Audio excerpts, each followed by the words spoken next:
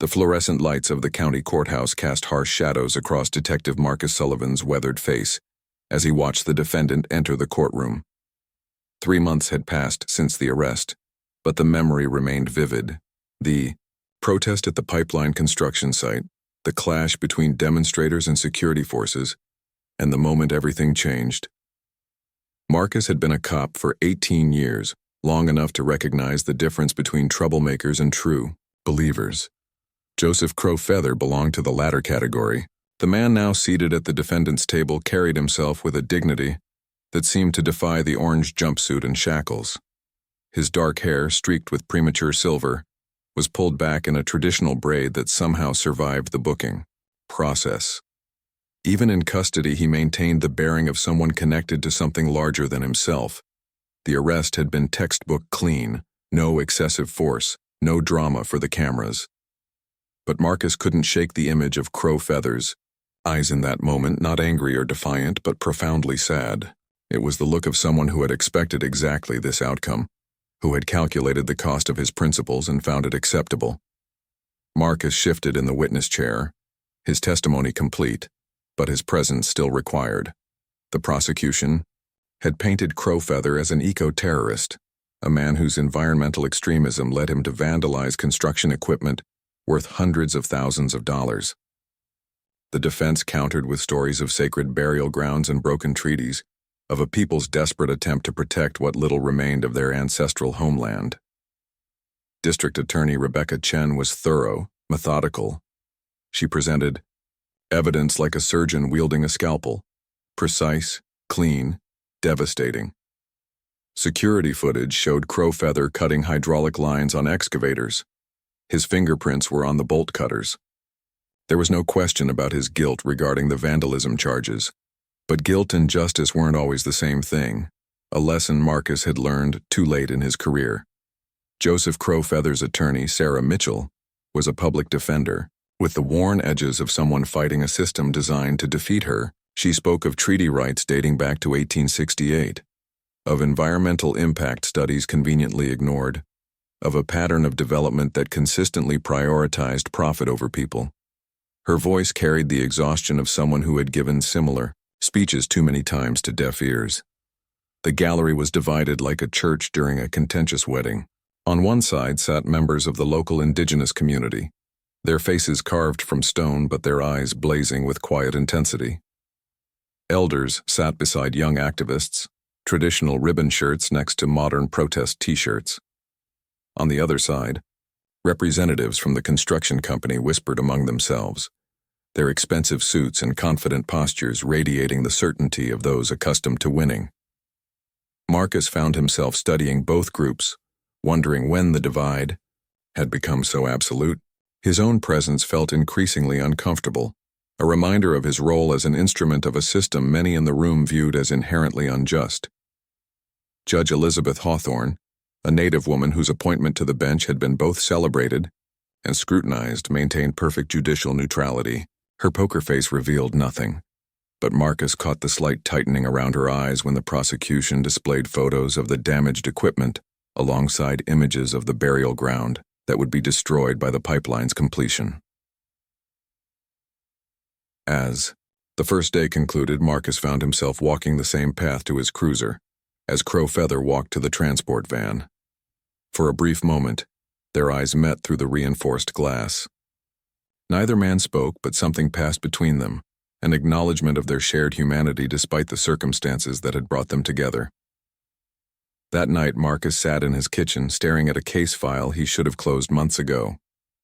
Inside were reports, photographs, and witness statements that told only part of the story. Missing were the conversations he'd had with tribal elders, the history lessons that had opened his eyes to injustices he'd been trained to ignore, and the growing certainty that his badge had made him complicit in something larger and more destructive than simple law enforcement. The trial would continue tomorrow, and Marcus would return to his designated role.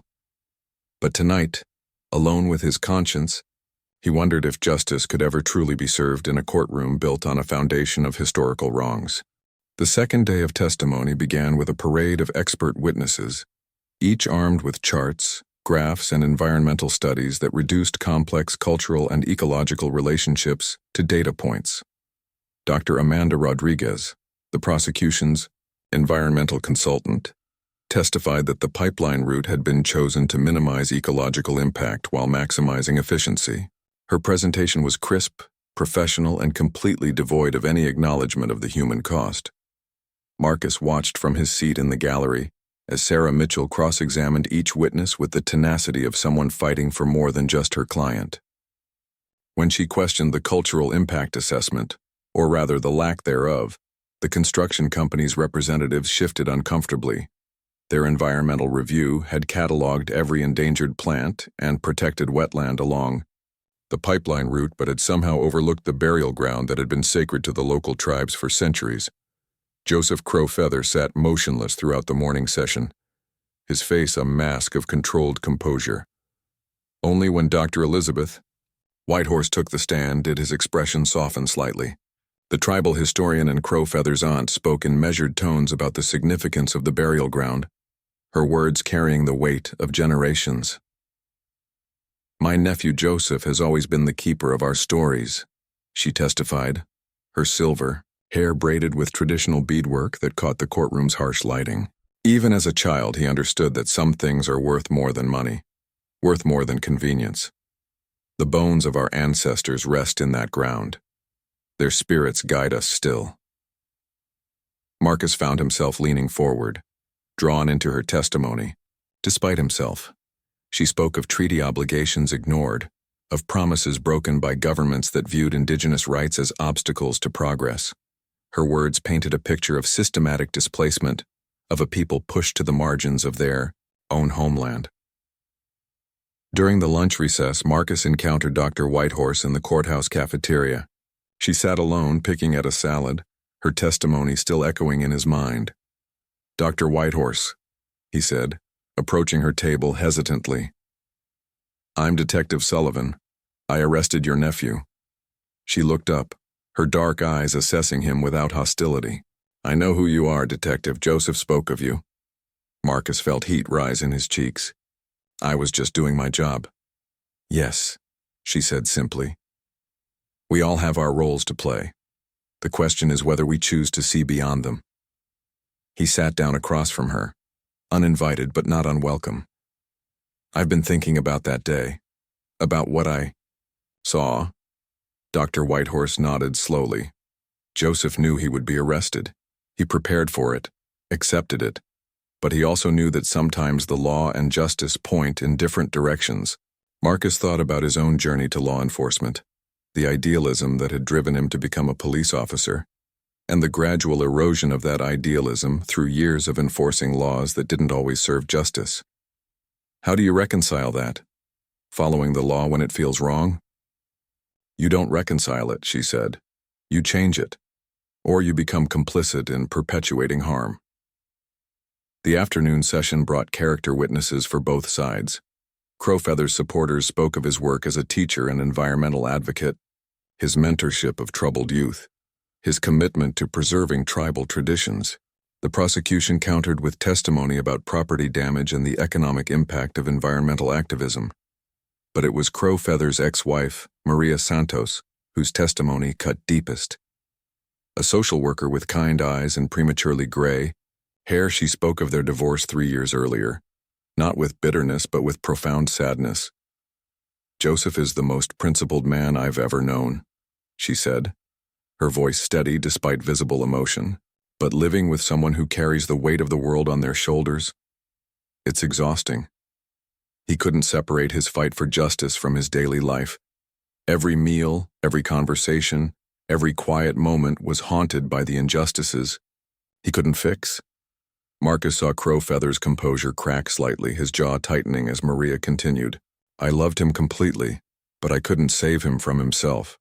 He still believes that compromise is complicity, that moderate action in the face of systemic oppression is just another form of surrender." Her testimony revealed the personal cost of uncompromising principles, the way individual sacrifice rippled outward to touch everyone in an activist's orbit. Marcus found himself thinking about his own family, His wife's concerns about his increasing cynicism about the job, his daughter's questions about why Daddy arrested the good guys sometimes.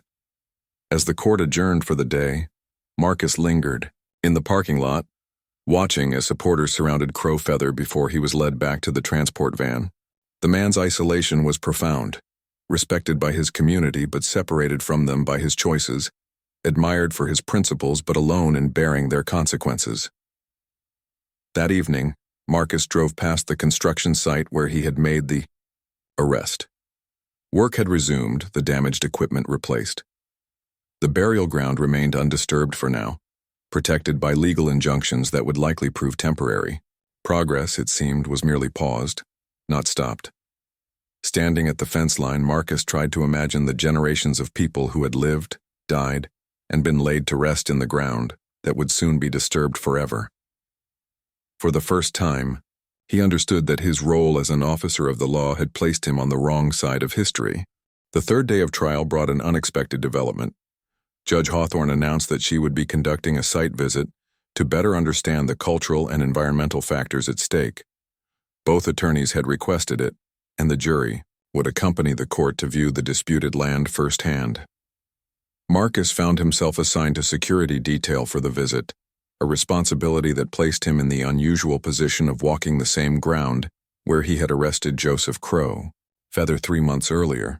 The irony wasn't lost on him as he helped coordinate the logistics of bringing judge, jury, attorneys, and defendant to the place where everything had started. The burial ground sat on a rise overlooking the Clearwater River, a gentle slope dotted with native grasses and wildflowers that seemed unremarkable to untrained eyes. But Dr. Whitehorse, serving as the court's cultural guide, transformed the landscape with her words. She pointed out the subtle depressions that marked gravesites, the arrangement of stones that had spiritual significance, the ancient cottonwood trees that had witnessed centuries of tribal history. "This is not just a cemetery," she explained to the jury, her voice carrying across the wind. "This is a place where the boundary between worlds grows thin, where our ancestors continue to guide and protect their descendants." Marcus watched the jurors' faces as they absorbed her words. Some seemed moved, others skeptical, but all were clearly grappling with concepts that lay outside their everyday experience. The prosecution had done an effective job presenting the case in terms of property damage and economic impact, but standing on the actual ground complicated those simple narratives. Joseph Crow Feather stood quietly beside his attorney, his shackled hands folded in front of him. For the first time since his arrest, he seemed at peace, as if being on sacred ground had restored some essential part of himself. When Judge Hawthorne asked if he had anything to add to Dr. Whitehorse's explanation, he spoke for the first time.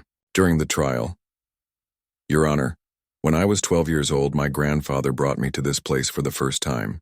He told me that our ancestors had chosen this spot because from here, you can see both the river that gives our people life and the mountains that shelter our prayers.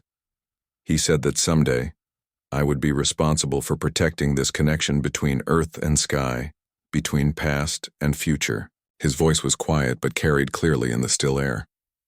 "I have failed in many ways. My marriage ended because I couldn't balance my responsibilities to my family with my obligations to my people.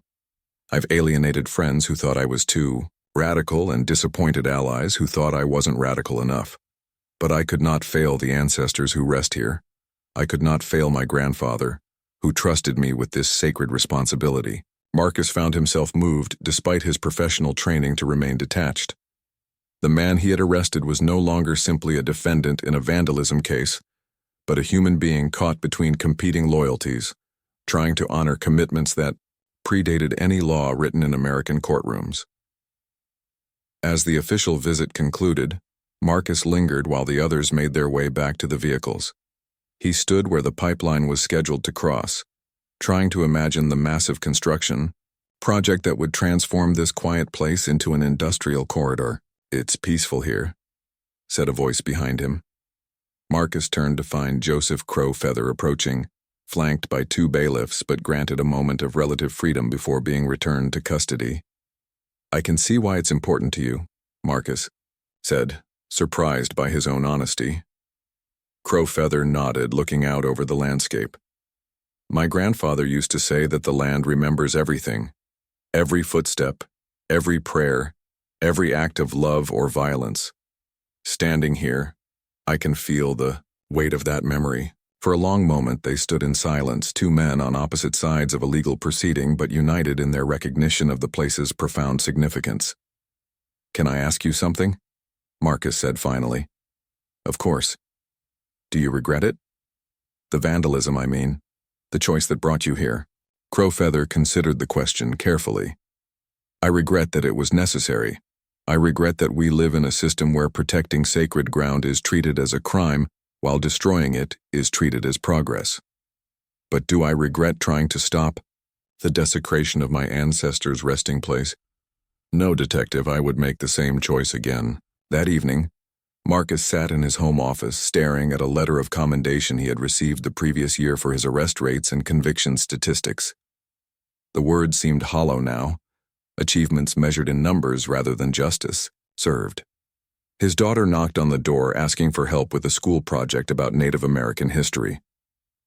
As he helped her research treaty violations and forced relocations, Marcus realized that Joseph Crowfeather's story was not an isolated incident but part of a much larger pattern of systemic injustice.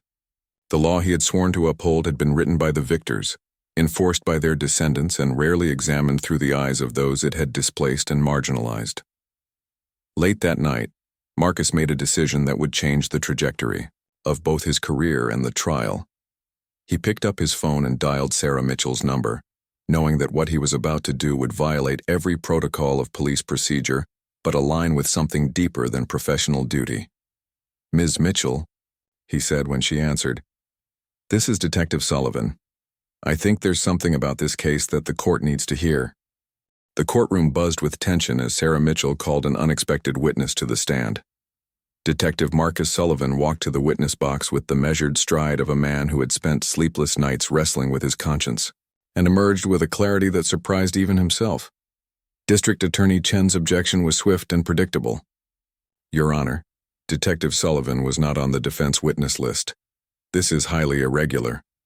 Judge Hawthorne's expression remained neutral, but Marcus caught a flicker of interest in her eyes.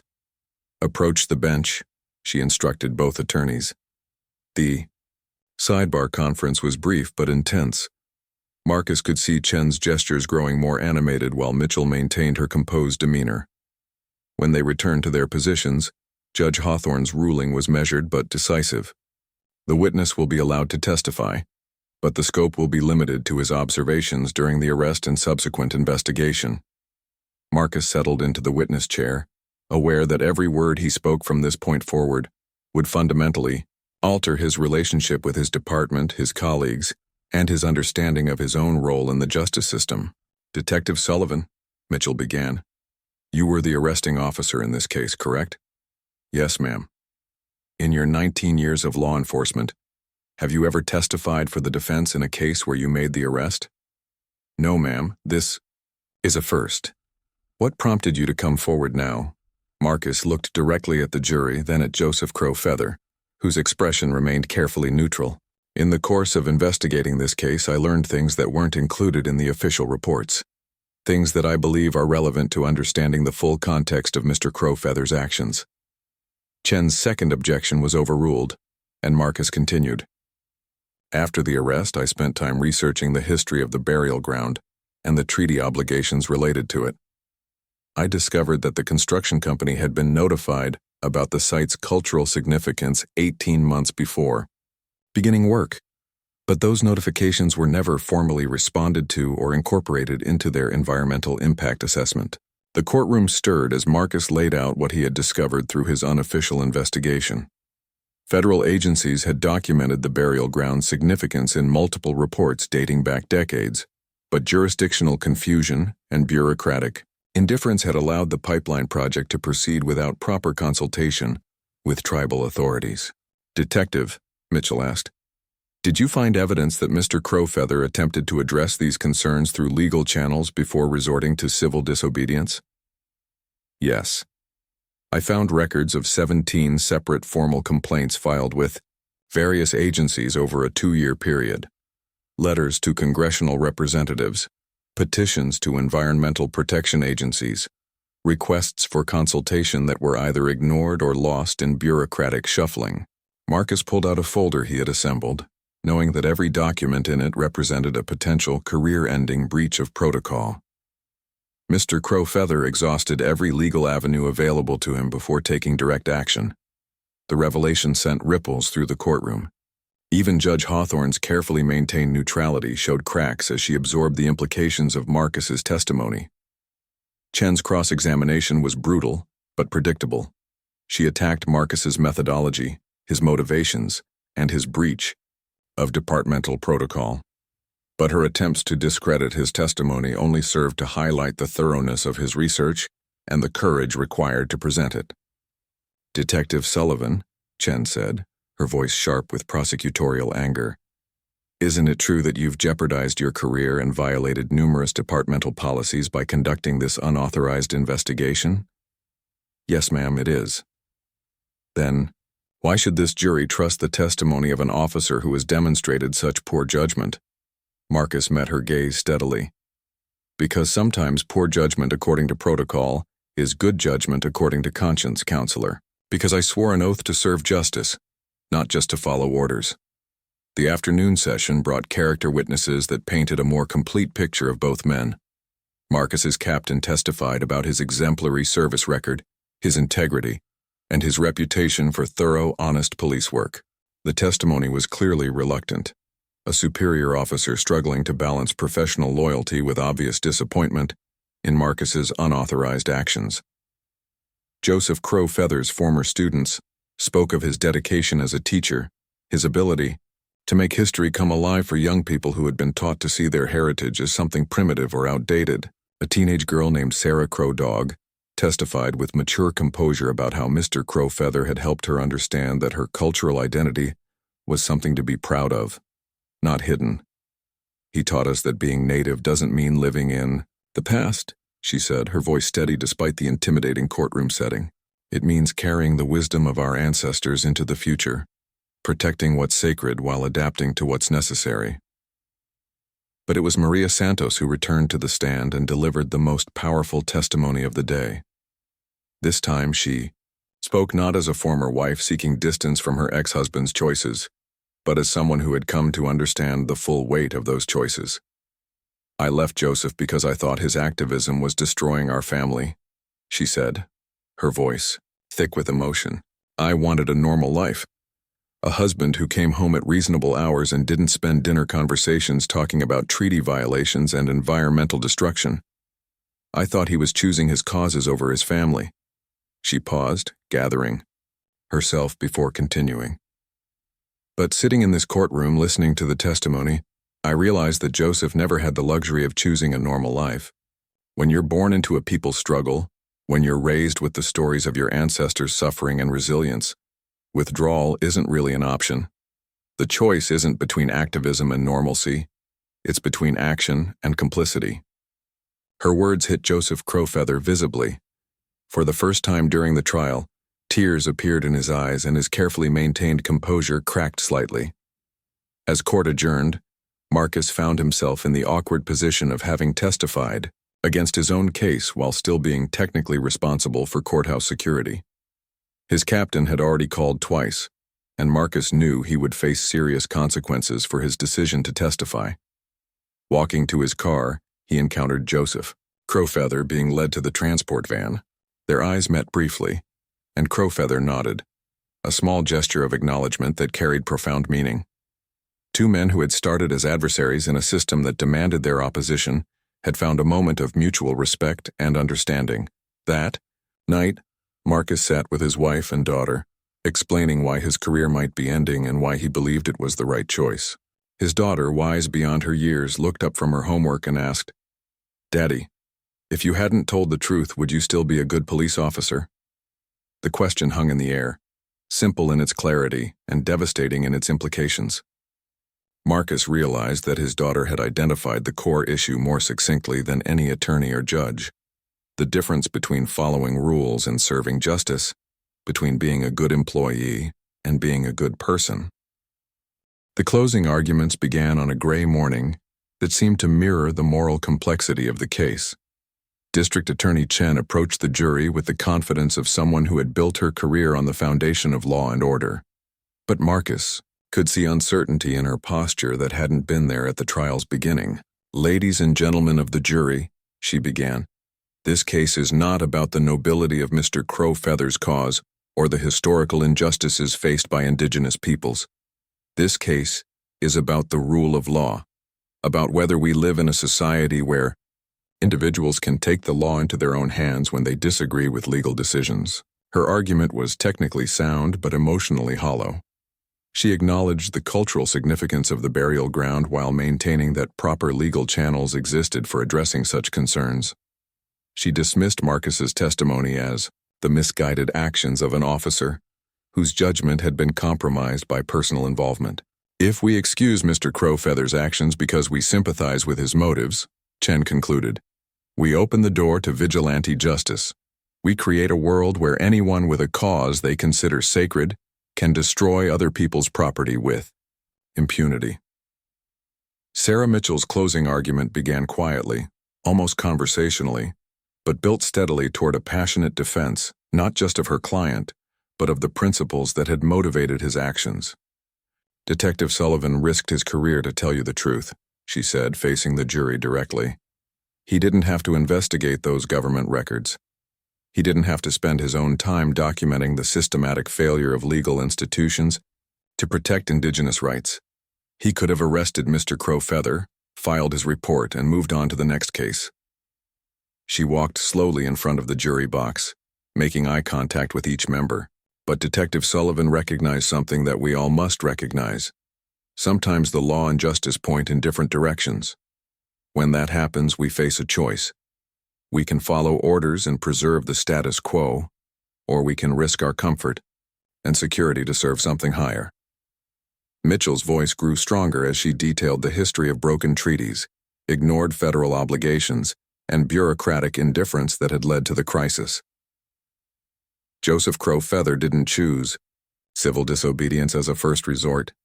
He tried for 2 years to work within the system. He filed formal complaints, wrote letters, attended hearings, and followed every proper channel available to him. The system failed him, just as it has failed his people for generations. She concluded with words that would echo in Marcus's mind long after the trial ended.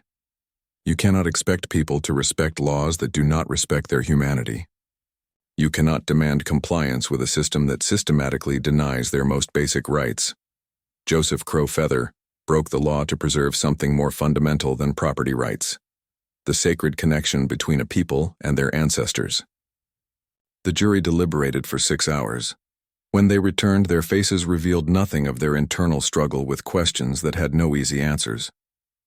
Judge Hawthorne called the court to order, and the foreman, a middle-aged farmer whose weathered hands spoke of a lifetime of hard work, stood to deliver the verdict. "On the charge of criminal mischief in the first degree, we find the defendant guilty." Joseph Crowfeather's supporters exhaled collectively, the sound like wind through tall grass. But the foreman wasn't finished. "However, we unanimously recommend the minimum possible sentence and urge the court to consider the extraordinary circumstances that led to this criminal act." Judge Hawthorne nodded gravely. "Mr. Crowfeather, please stand for sentencing." Joseph rose with the same dignity that had characterized his presence throughout the trial. Judge Hawthorne's words were measured, acknowledging both the technical violation of law and the moral complexity of the case. "This court recognizes that you are guilty of the crime charged, but finds that your actions were motivated by deeply held spiritual beliefs and a sincere desire to protect what you consider sacred. I sentence you to 2 years probation, 200 hours of community service to be served in environmental education, and restitution for damages in the amount of $50,000, with payment to be made through a community fundraising effort rather than personal financial hardship." The sentence was as much a statement about justice as it was a legal ruling. Judge Hawthorne had found a way to acknowledge the law while recognizing the inadequacy of treating this case as simple vandalism. But the day's surprises weren't over. As the court prepared to adjourn, Judge Hawthorne made an additional announcement. Furthermore, this court is issuing a judicial recommendation that all parties involved in the pipeline construction engage in immediate consultation with tribal authorities to address the cultural concerns raised during this trial. While this court lacks jurisdiction to halt the project, it strongly urges all stakeholders to find a solution that respects both development needs and Indigenous rights. Outside the courthouse, Marcus found himself surrounded by reporters asking about his decision to testify for the defense. He gave brief, careful answers, knowing that his words would be scrutinized by department officials who were already reviewing his actions. Joseph Crowfeather approached him as the crowd dispersed, extending his hand in a gesture that transcended their original roles as arrestee and arresting officer. "Detective Sullivan," he said, his voice quiet but firm, "thank you for seeing beyond the badge." Marcus shook his hand, feeling the calluses of a man who had worked with his hands and the strength of someone who had never compromised his principles. "Thank you for helping me remember why I became a police officer in the first place." 6 months later, Marcus learned that his testimony and unauthorized investigation had resulted in a formal departmental reprimand, but no termination. More importantly, it had sparked a review of protocols for handling cases involving Indigenous rights and cultural concerns. Joseph Crowfeather completed his community service by developing educational programs about treaty rights and environmental protection, speaking to audiences that included law enforcement officers, government officials, and community groups. The pipeline was eventually completed, but not before extensive consultation with tribal authorities led to a route modification that preserved the burial ground. It wasn't a complete victory for either side, but it represented the kind of compromise that becomes possible when people see each other as fully human rather than simply as adversaries. Marcus remained a police officer, but his approach to the job had changed fundamentally. He began advocating within his department for better cultural sensitivity training and protocols for handling cases involving Indigenous communities. His relationship with his family had deepened as well. His daughter's respect for his courage in speaking truth to power had brought them closer together. On quiet evenings, Marcus sometimes drove past the burial ground, now protected by a small park designation that ensured its preservation. Standing there, he could feel the presence that Joseph Crowfeather had spoken of, the weight of history, the connection between past and future, and the ongoing struggle to create a justice system worthy of the people it claims to serve. The scales of justice, Marcus had learned, are not balanced by blind adherence to law, but by the courage to weigh human dignity against institutional convenience, moral obligation against professional protocol, and the demands of conscience against the comfort of conformity. In choosing to testify for Joseph Crowfeather, he had not abandoned his oath as a police officer, but had fulfilled it in its truest sense, serving justice rather than simply enforcing rules. The story of their confrontation had become something larger than either man had anticipated, a reminder that the most profound changes in society often begin with individual acts of moral courage, with the decision to see beyond roles and stereotypes, to recognize the shared humanity that connects even the most unlikely allies in the ongoing struggle for justice.